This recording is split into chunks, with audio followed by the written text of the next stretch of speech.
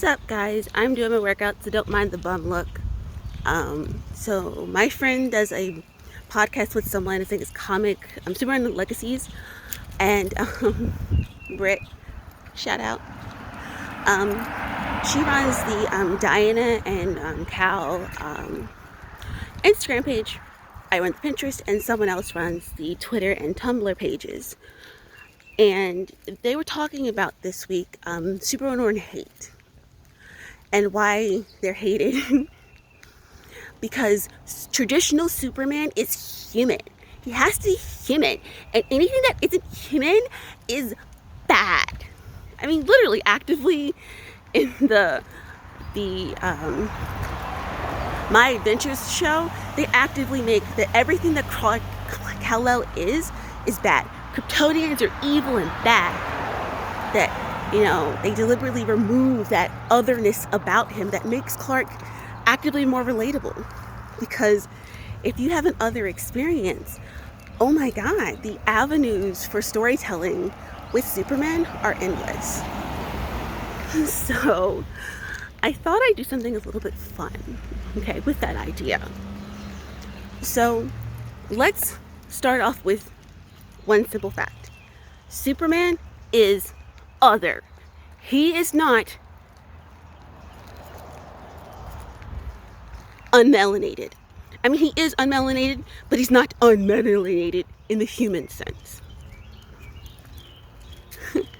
Clark is passing, and that's the first thing we need to think about. What is passing? So, my great-grandmother passed, which again, you're like, you're really brown. I know. She married someone very, very African to get rid of it. Took 2 generations. But passing is when someone assumes the persona of whiteness. Whiteness is perceived to be standard and normal. Even today, most beauty standards are European. Everything is designed to make that the normal, normalized, and the standard. Okay? So after and during enslavement, during Jim Crow, and during Reconstruction and Jim Crow, a lot of black people who had one black parent or one grandparent or great-grandparent, if you were light enough to pass as being white, you did. It made your life easier, but it actively put you in more peril.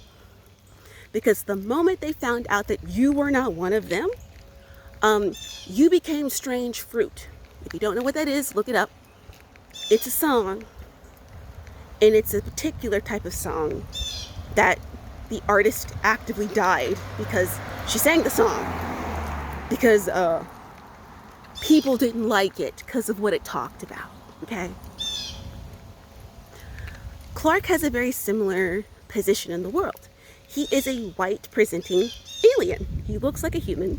He's got blonde, he's got dark hair, he's got beautiful blue eyes, and he looks like a regular human. However, when he is like 5 or 6, he starts getting his superpowers. The super hearing, the heat vision, the strength, the flight, all these things kind of hit him. So not only does his early years, he seems to be getting along pretty well, he can pass as being human, all fine and dandy, until the superpowers show up and he can't really hide the way that he used to. So we know how humans are about people that are different. They're picked on, they're bullied, they're treated like, well, not human. So we can imagine that the Kents had to strategically teach Clark to hide who he is for his own safety. Again, it doesn't make what they did right, but it's a survival technique. I mean, we live in a harsh world where, again, otherness is not looked upon as fondly, especially if you live in a world that centers this over everything else. So you can imagine that,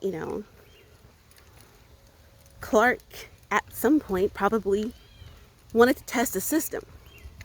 And he tested the system, and it didn't go the way he thought. So the Clarks from Kansas. He probably played some type of football. Imagine that he's in high school, he's getting bullied on the field, and he tackles somebody with a little bit more strength than he needs to. That's been bullying him the entire game. And imagine Clark towering over that person and looking down at them with the heat vision in the back of his eyes. Imagine that kid looking up, seeing Clark's blue eyes turn red.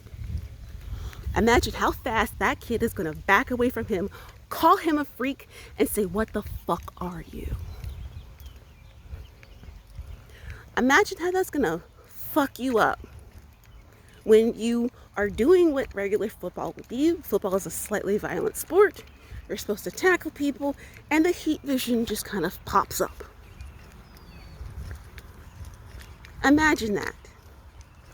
Imagine the fact that, Clark has all of these gifts, all of these powers, but DC never takes anything away from him, so let's take something away. Because we know that the superhero requires constant vigilance. We know that the heat vision requires vigilance. I can imagine smell's probably awful for him too. Requires vigilance. So let's take away touch. Touch is a simple thing, right? Shaking someone's hand, giving them a hug. So let's say that when Clark was, let's say, in middle school, he had a bad day, he comes home, and then all of a sudden, he goes to hug Martha, and he hugs her just a little bit too hard. Because, again, he's the Man of Steel. Make the motherfucker the Man of Steel. Make him not be able to tell the difference between a mug and a rock. Again, touch is really important. You need to be able to feel, to know what pressure is needed to do certain tasks, right? So let's say that poor Clark has had these traumatic pop-ups of him being constantly reinforced that he is different and his difference is bad and to be feared. So trying to fit in, trying to be normal, trying to be human makes his life a little easier. But with the downside of that he has to shrink himself, which is an experience that I think anybody who falls into the category of other, myself included, has to deal with on a daily basis. So let's turn it on its head.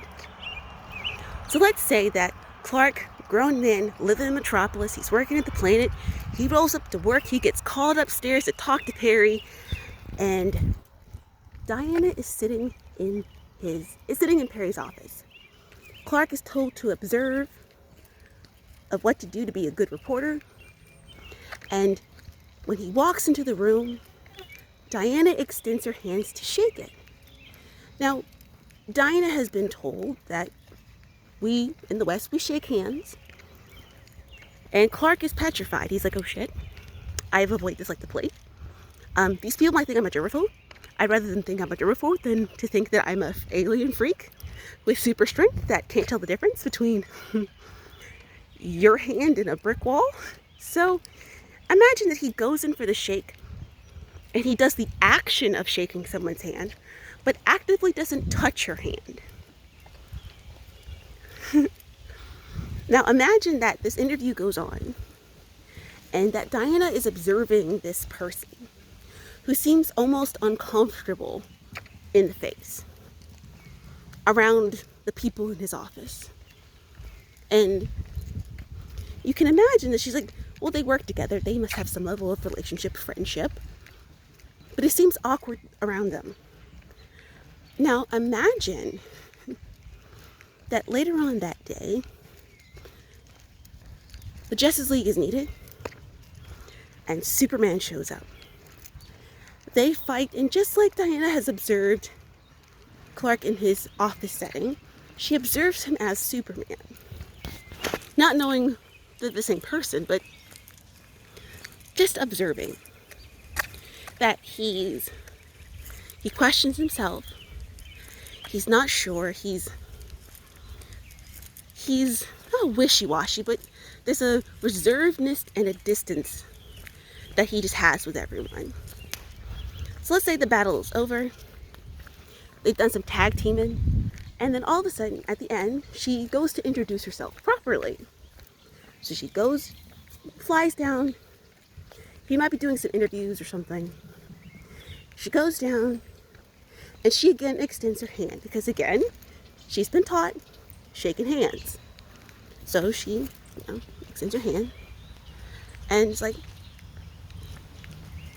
nice fighting out there, not as refined as a skilled fence-scarring warrior, but you pack a pretty good punch. And,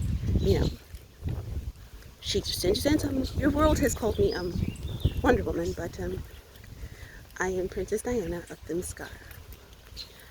And again, the hand is extended. He's having an existential crisis where he's like, oh shit, this is the second time today I've had to shake somebody's hand, and this is not good. So again, he, does the Superman bravado, and all of a sudden, the hand is extended, and it's like, oh shit, I actually have to do it now. One sec. Automobiles.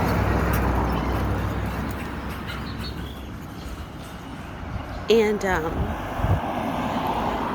let's say that while this is going down, he has, the existential crisis, and he goes to reach for her hand and does like he did before as Clark. He avoids touching her hand, which gives him away. She's put two and two together, that Clark and Superman are the same person, that they have the same sort of mannerisms, that he is avoiding human contact, and he's nervous, he's tense. And what does Diana do? She puts pressure on his hand and shakes it and says again, I am Diana of Themyscira. It is a pleasure to meet you. And he's just in shock that he felt her handshake, and that she's not afraid of him. She's actively looking at him like, are you okay? Having that look like, I see you. Nice to meet you. And him having this reluctance, but he shakes her hand back. And it's like, oh my God, this is human contact. She sees me, she's not afraid of me, she recognizes that I am vastly different from everyone else, and she's okay with it. And he says, you may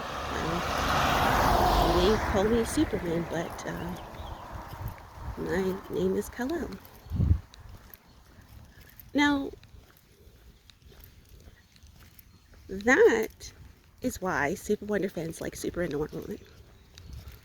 It's because she doesn't just see him as Superman. She sees him as Kal-El, the little boy from Krypton, who has to live his life in the shadows, being afraid, who doesn't know who he is. And she says it's okay, that his difference isn't a bad thing. The fact that he is Kryptonian, and that he should be proud to be Kryptonian. He should be proud to study his people, his culture, his language. Do you know who makes him do those things, or inspires him to do those things? Wonder Woman. Do you know what actively makes him a better person?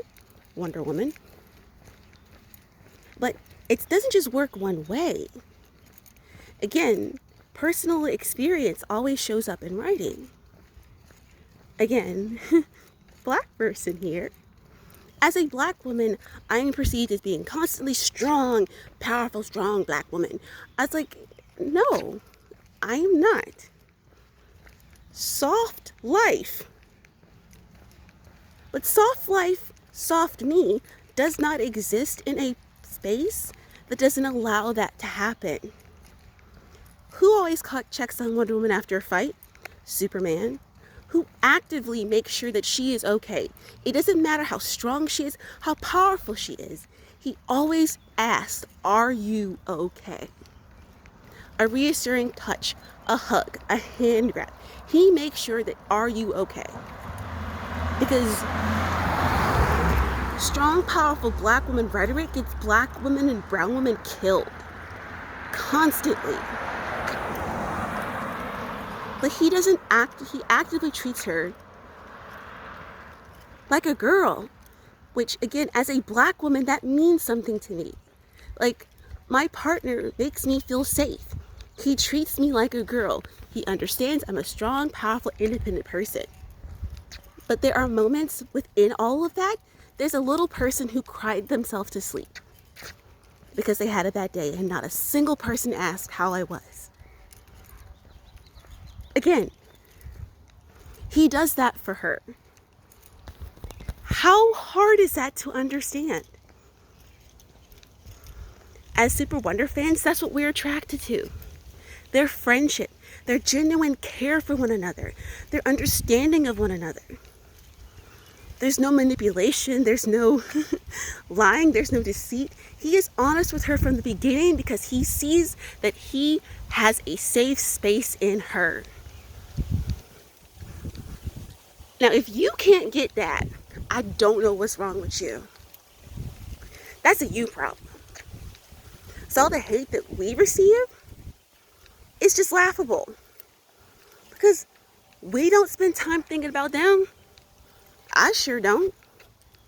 I mean, I turned down my engagement solely because I didn't want to see the stuff no more. Because it's just toxic. But we're over here just enjoying what we enjoy. Thinking of these people as equals, as partners, as lovers, as friends. And you're worried about, but he's not human enough. He's human. I was like, no, bitch. He is from Krypton. He is a refugee and she is an immigrant. And they find companionship and connection with one another in their otherness, because being other is okay. Hell, it's Pride Month. And to use this month to celebrate being different than what is perceived to be normal. I mean, what more is there to be said? So stay happy, Super Wonder fans. Because just remember, while they are miserable being haters, we just over here enjoying stuff and making fun art and stories. That's the funniest shit of it all. They took time out of their day to be hateful because of our joy. See you guys.